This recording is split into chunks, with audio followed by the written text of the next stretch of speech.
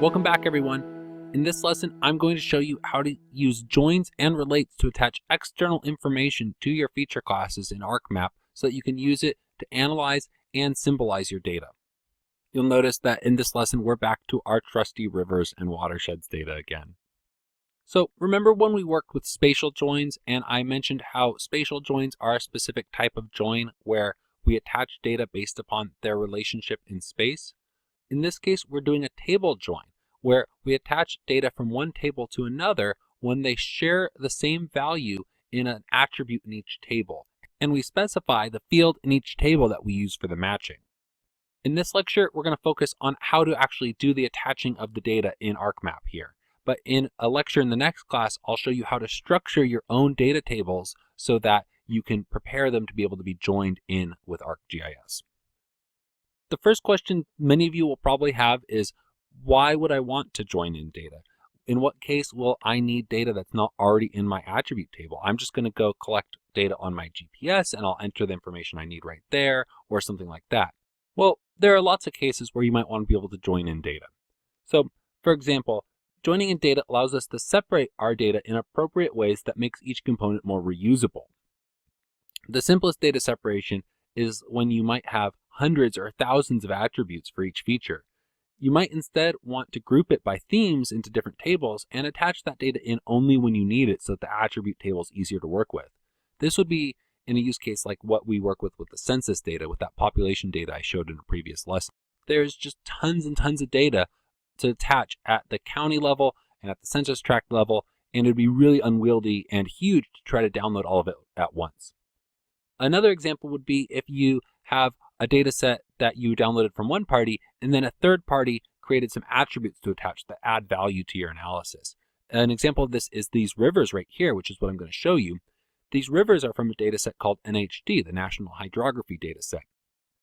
But that upstream area attribute that I've been using so much in our demonstrations, that's an attribute from a third party. It's part of the NHD Plus, where they ran a bunch of different analyses on rivers all across the US and produced many different attribute tables that you can attach in to add additional value in your analysis. So let's do that join. You could see here I have the cumulative area table. That's the table from NHD Plus in my map document, and then I have my rivers layer here. You'll also maybe notice that the table of contents doesn't look like it usually does. That's over here, and this is because this is the drawing order version of the table of contents. Here we have the list by source version of the table of contents, and it kicks in when we add tables in because tables don't have a drawing order, so it wants to show them to us by default. You can switch back to drawing order, but for now we'd like to view them in the list data by source view. Doing a join in ArcGIS is relatively easy. All I need to do is right click on the features I want to attach attributes to and go to joins and relates and then join. And I get a dialog here, and I can join attributes from a table. And I can also do a spatial join right here. In practice, I almost always use the geoprocessing tool to do it instead, but just a note.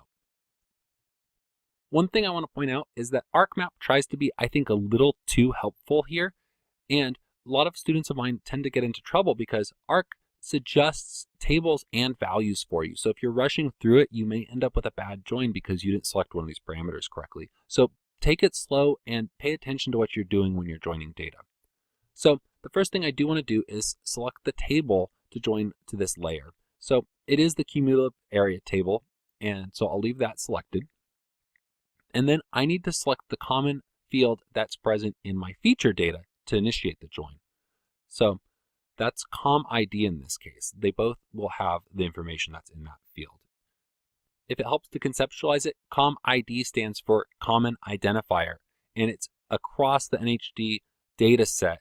They use this COM_ID to identify attributes and features that match each other. So here's one of those cases of ArcMap being a little too helpful. It selects a field in my table now that matches the same data type as COM_ID. COM_ID is an integer, so it gives me integer attributes in the cumulative area table that I can join, but it selects one by default for me. So students I have when they're rushing through just leave OID selected and click OK, and then they don't get any matching records. In this case, it's really easy. COM_ID is the field that we actually want to join to. In practice, they don't have to have the same name, and they often won't, as I'll tell you in the next class, but In this case, it's really easy because we're matching COM ID to COM ID. And then the last thing is some join options. We can either keep all the records regardless of whether they successfully join, or only keep the records that actually receive a join. Sometimes it's really useful if you have a table coming in. Maybe that's the only information you want to pay attention to, is the information in the table that actually matches features in your data set. So if I click keep only matching records, that would tell me. One thing that helps if you do think you might get yourself into trouble rushing through is to click validate join. And it's going to check everything and make sure that the number of records match and a couple of other checks in the data sets. And it'll tell me if I might have messed up. And this is a good example. It did mostly validate, but it's warning me that I don't have the same number of records matching in each one. That's okay in this instance. We don't necessarily have attributes for all of these, but we're going to continue anyway. So I'll click OK. It's going to make the join, and I see no outward-facing difference in my data set right now. But if I right-click on my attribute table and go to Open Attribute Table, it looks pretty typical in this case. But if I go to the right, I'll see those two attributes there. And if I right-click on one of them and go to Properties, I'll see its full name, which is prefixed by the table name, cumulative area dot total drainage area square kilometers here. So I can click OK and close it out. And just to prove that it was a join and that information wasn't there, we're going to now remove the join, and then we'll come take a look at the attribute table again. So if you're done with the join and you want to remove it, you can right-click on it, go to Joins and Relates, Remove Joins, and click on the join you want to remove.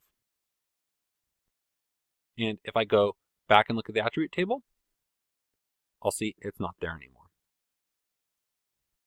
I'm going to just really quickly add that same join back, though, because I want to show you something else. So COM ID matching to COM ID on the cumulative area table, keeping all records. Okay. So we have our join on this table. We can see those records here. But then if I close that out, here's another copy of the same data here. This is the rivers layer that I didn't initiate the join on. And the join is just in this map document. The join is not actually attaching information to the underlying feature data on my hard drive right now. It's not editing the data in the geodatabase. Instead, it's just making that connection in this map document for this map. A new map document with that data would not have the join. And in fact, this rivers layer will not have the join, even though it's the same data, because I didn't join it to this copy of the rivers. So we saw that the other rivers layer had the join. This one will not. Switch out to selection mode. And if I go to the end of the table, no join. So that just shows that it's specific to the layer in the map document and not going all the way down to the actual underlying data. Now, let's just do one more join here. I'm going to remove this join one more time, and we're going to go try to add it back, but this time we're going to do it wrong because I want to show you how you know when you mess up a join. So if I go to COM ID here and then leave it as OID in this case, because that'll be incorrect, and keep all records, I'll click OK.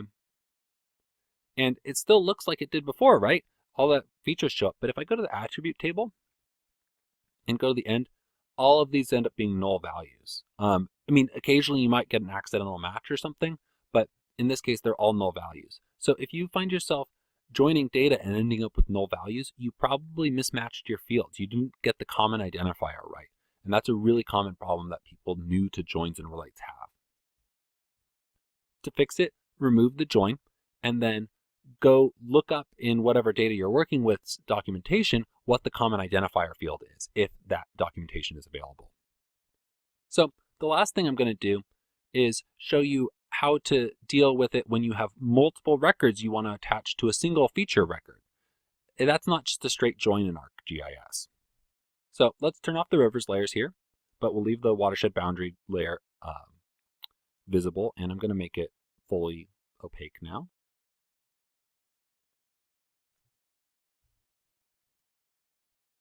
And right here, this main.observations table, I have a bunch of records of fish species occurrence in each watershed.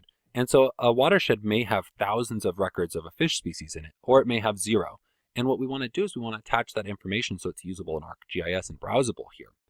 So what I need to do instead in Arc is I do a relate. And a relate does what we call a one-to-many join. We have one feature joining to many records in the foreign table, the main.observations table.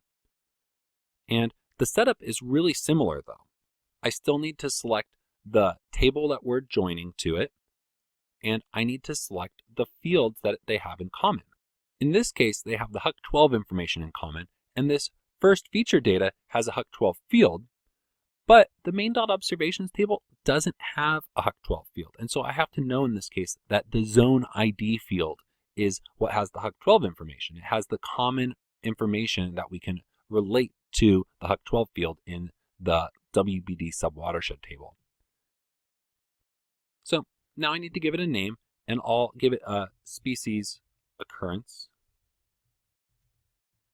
And I'll click OK.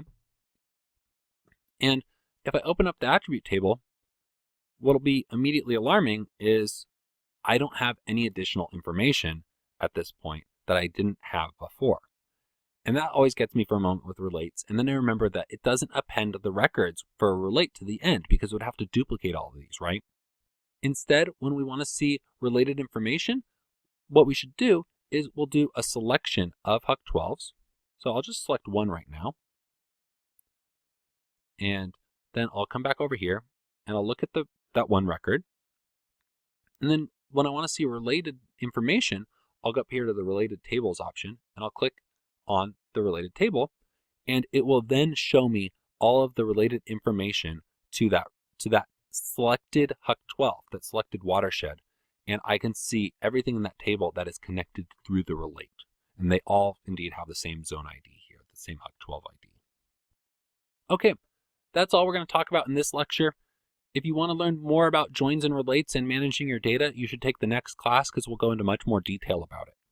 That may initially sound a little boring, but it's going to allow you to do much more powerful things with your GIS data because you can incorporate so much additional third-party data and you can develop your own complex data sets with it.